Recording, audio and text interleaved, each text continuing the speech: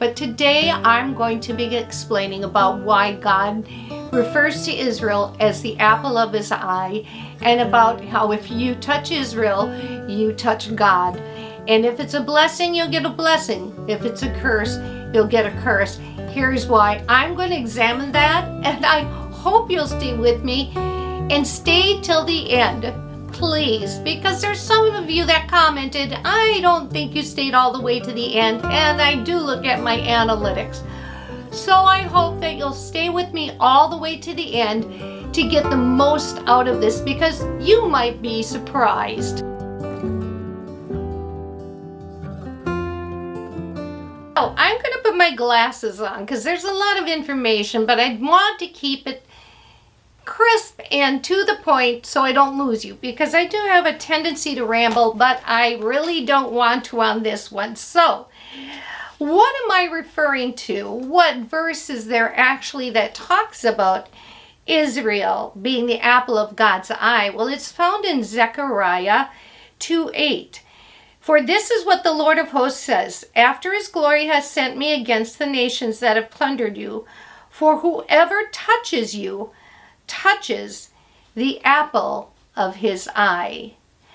Now, what does the apple of his eye mean? Well, I'm going to read just something that I found on the internet, and then I'm going to intersperse some other things that I found as well. And this is from gotquestions.org.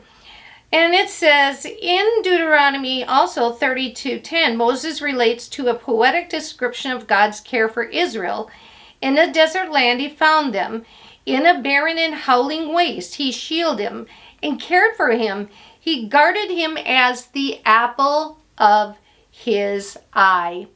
So here, now we're going to refer to what is the apple of the eye. So first we're going to look at some of the Hebrew behind the phrase. The apple in the eye is a translation of the Hebrew word apple, ishon. I'm not sure if I'm pronouncing that right, but ishon, which is related to the word ish, meaning man. Etymologically, the ishon of the eye is the little man of the eye. It is the pupil. Have you ever looked at a pupil? Now, being a former nurse, I've looked in many people's pupils' eyes, and you always can see that reflection. And you can see a reflection of yourself. If you look in somebody's eye, in the pupil, you'll see yourself reflected, but it'll be a little man right in the center of the eye. The apple of the one's eye is also a very sensitive place and therefore very protected. So that's why when you go like this to somebody, they'll blink because they're protecting their eye. The pupil is where the light enters into the eye and to form an image. And so the eyelids will effectively close, your head turns, and your hands position themselves up whenever you feel there's a threat coming to your eyes. Our eyesight, of course, is very valuable, and our body naturally protects our eyes. And within that eye, we have the pupil. So God held that the Israelites were the apple of his eye, even though they were rebellious and a stiff-necked nation, which he talks about being in the wilderness. And actually, well, they all the way through the Old Testament, and I'm sure into the New, and there's still many that are. But it says, being the apple of his eye, they were the most cherished, and God's care for his people has not diminished with time. He can protect us as easily as our eyelids protect our pupils. In all of the various research I've done, it's always referring to the pupil, the center of the eye. I also want to say that as I research and I find and I look in the Bible, that the center of his eye is also, he's keeping an eye on Israel. Israel is not only a cherished nation to him, but it is from Israel that he was to bless all families of the earth. He said, through Abraham, I will bless all families of the earth. What does that mean? It means that Jesus came from there to bless all the families of the earth, right? So now let's go into what the apple of the eye means and what it does not mean. Before we go, I do want to speak because there are a lot of Christians, or some Christians now, that are being anti-Semitic for some reason. They think that the church has now taken the place of Israel, and so poo-poo on the Jews. But that's not what the Bible says. When you look through it, you have to take all the counsel of God. You can't be a Bible buffet eater where you pick and choose what you want or you interpret it wrong. So I think about the scripture that Paul gave Timothy in 2 Timothy 3:16 and 17 that says, all scripture is God-breathed and is useful for instruction, for conviction, for correction, and for training in righteousness, so that the man of God may be complete, fully equipped for every good work. So we want to really be careful how we interpret scripture and how we see things. So now let's go on. The three things being the apple of God's eye doesn't mean, number one, that the Jews were perfect in behavior in the Old Testament. They actually, as a nation, became very, very wicked. I mean, all you have to do is read, once they were delivered, Moses is up the mountain getting the 10 commandments. He's up there 40 days, and they say, where's this guy? He's not coming down. Aaron, make us a God we can serve. And so Aaron gets all their jewelry and forms this golden calf. And then Moses is up there with God talking to him, and God, he says, I hear the sound down there in the camp. And God says to Moses, it's your people. Go down there and see what your people. And Moses is thinking, it's not my people. It's your people that you have selected. Anyway, here they are. And if you read through the whole history of Israel and through all the different books of the Bible, through the historical books and into the prophetic books, you will find that Israel and its people were constantly turning their backs on the God, Yahweh, the great I am of Exodus 3:14 and 15, to go after other gods before they went into the promised land, both through Moses and Joshua, instructed them and also told them about the blessings and the curses for their choices. If they chose God and went his way and kept from the sins of the other nations and lived holy lives, they would reap blessings, as is in Deuteronomy 28, 1 through 14. But if they didn't, if they went after foreign gods, if they did the sins that were aberrant to God and they did not live with the Lord in holiness, and God developed the sacrificial system, which just to cover their sins, because he had another plan in mind.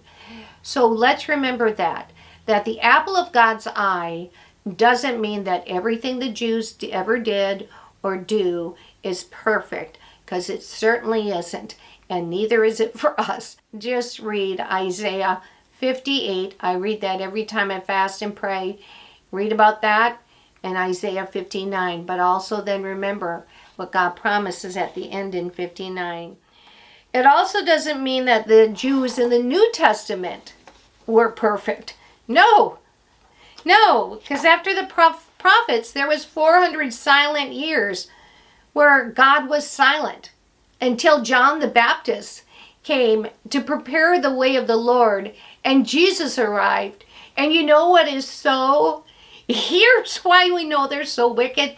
Because Jesus had to drive all the cheaters and all that out of that were selling and buying with different weights out of the temple, out of the outer court where they're trying to buy sacrifices, and people were offering up blemish sacrifice. It was just a nightmare.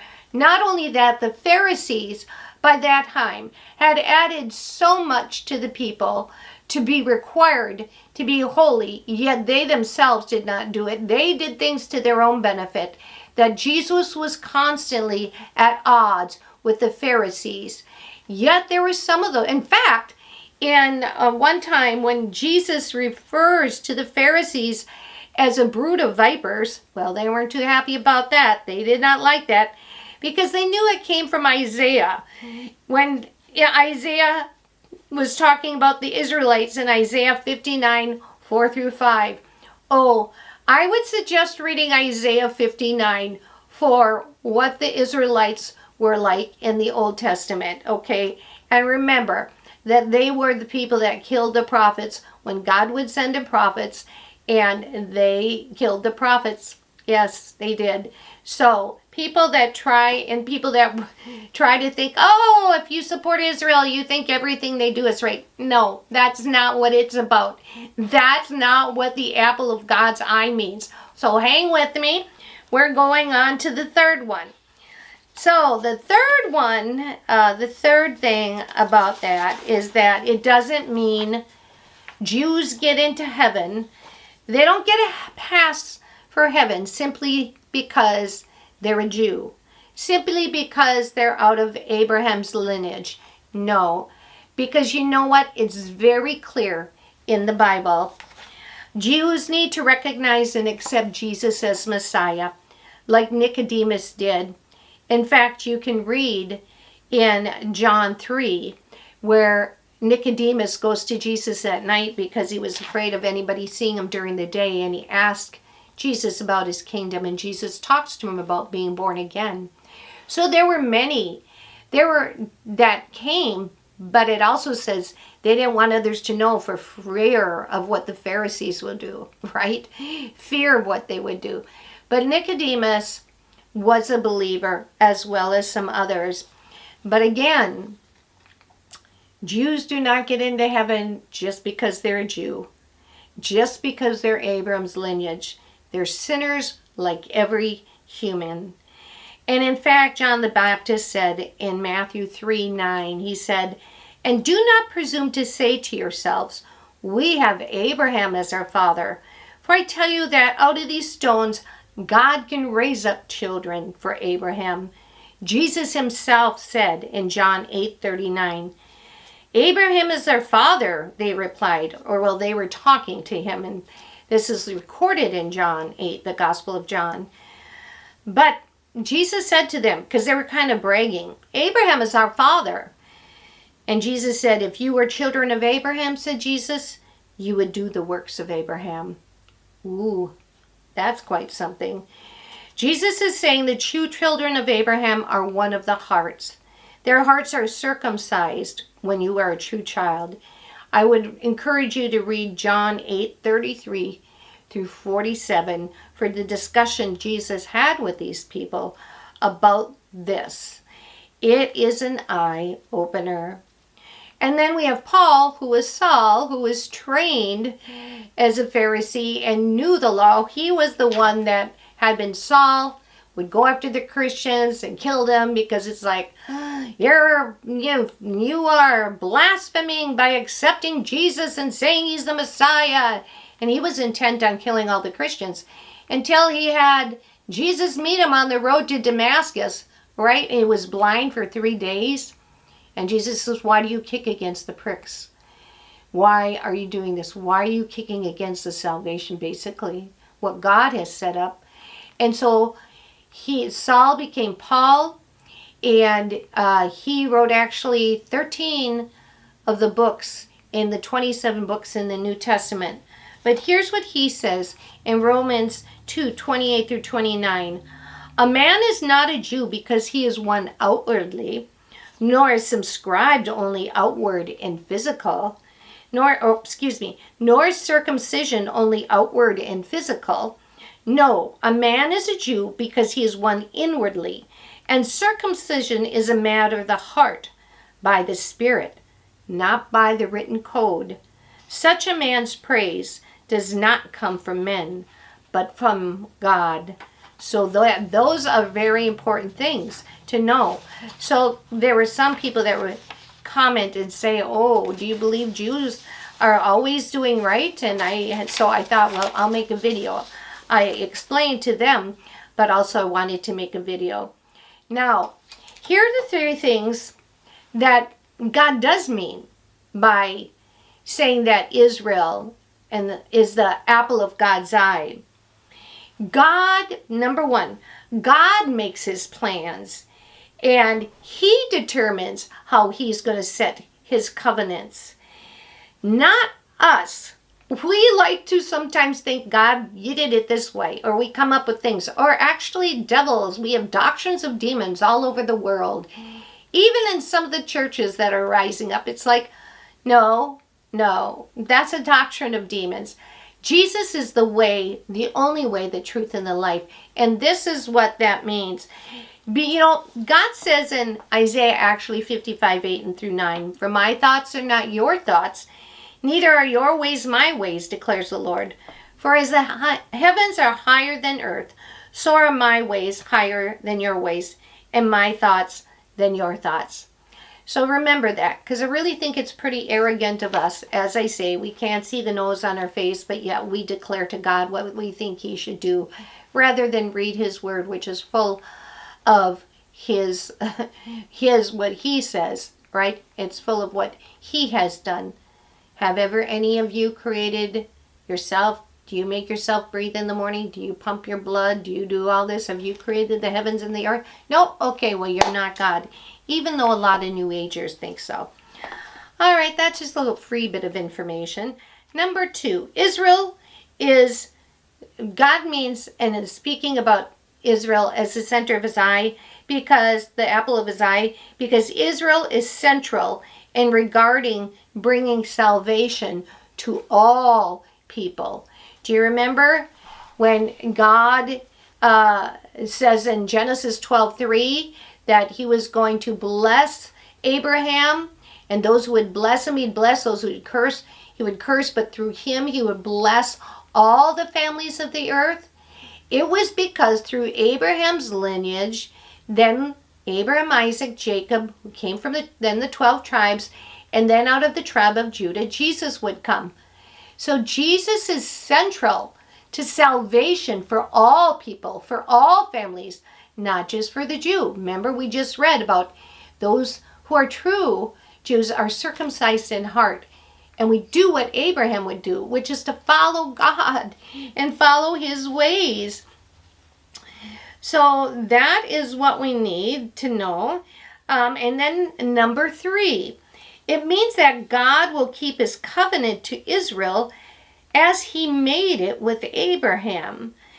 And so God says that through Jesus, salvation has been offered to the Jews first and then to the Gentiles.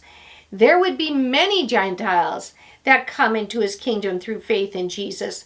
But he doesn't forget Israel. He doesn't forget the Jews through whom he brought the 10 Commandments to show all people that we're all sinners. I mean, how more poignant can it be that people are sinners if God himself saves people, saves Israel from their bondage and slavery? Moses brings them out, brings them through the desert. They get their own land, and God does all this for them, and yet they still are sinful and wicked beings. Hey, don't pat yourself on the back that you're not a sinner because of thus, and thus. We are all sinners. You know, God is merciful and just. It says he's just, but he loves mercy. If he was just, he would kill all human beings because none of us is holy. But he desires mercy. He desires mercy. And that's why he brought about the plan of salvation that came through Israel, through the apple of his eye, because he had his eye on Israel. He had his care, his concern over Israel, because through Israel, he would bless the nations, and he would bring Jesus Christ, King of Kings and Lord of Lords, to save the Jews, to save the Gentile, to bring the gift of salvation to every person on earth. This is what God means. These are the things God doesn't mean, it doesn't mean, and these are the things it does mean. You don't want to curse.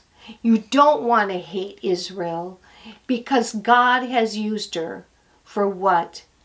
To display people's wickedness, but also to be the source and the lineage from which Jesus came, to destroy wickedness, to destroy sin, to redeem mankind, to offer salvation to every human being. So I hope and I pray that this video has made some sense to you. Oh, there'll be all kinds of comments, I'm sure. But I pray that you understand the importance of Israel.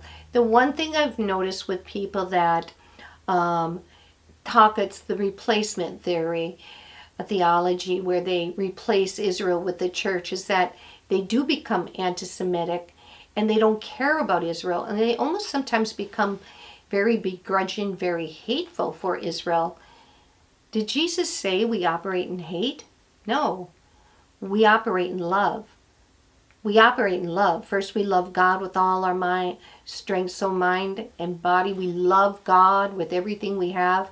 But then the second is to love our neighbors as yourself. Yes, that is so important. So there you go. There's a bit of bonus information for you. And I thank you for taking the time to listen. Please put your comments below. Make sure they're respectful, because if they're not, they'll get removed. If you've not subscribed before, would you please consider subscribing? And then watch for my shorts on Saturday and Sunday. Saturday is just another little short on a various topic, and on Sunday I do a verse and prayer to send you off into your week until my next video on Friday. So until then, bye and be blessed.